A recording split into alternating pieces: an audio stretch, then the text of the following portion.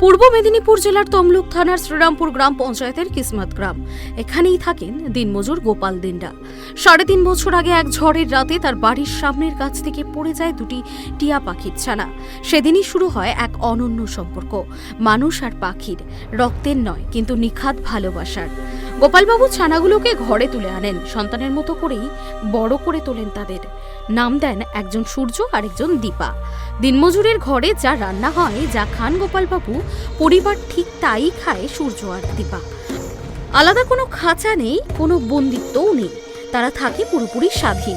সবচেয়ে আশ্চর্যের বিষয়, এই দুটি টিয়া কখনো গোপালকে ছেড়ে কোথাও উড়ে যায়নি। বাজারে গেলে, আত্মীয়ের বাড়ি গেলে, এমনকি মাঠে কাজে গেলেও গোপালবাবুর কাঁধে কিংবা পাশে পাশে চলে সূর্য আর দীপা, যেন পরিবারেরই দুই সদস্য।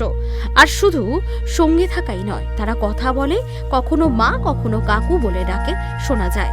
ফোন বেজে উঠলে, ওপার থেকে কেউ কথা বললে, তখন নিজের মতো করে বক বক শুরু করে দেয় সূর্য আর দীপা।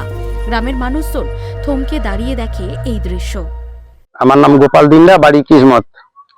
আমি এই দুটো পাখি ঝড়ে গাছ থেকে পড়ে গেল ছোটবেলা, সেই থেকে আমি এদেরকেই মানুষ করেছি। আমার সঙ্গে এরা সব জায়গায় যায়, বাজার হাট, আত্মীয় বাড়ি যেখানে যাই সেখানে যায়। আমি যা খাই এরা তাই খায়, ভাত মুড়ি মাছ মাংস সবই খায়। খাঁচার নয়, ভালোবাসাতেই যে বন্ধন তৈরি হয় তার জীবন্ত প্রমাণ গোপাল দিন্ডা আর তার দুই টিয়া।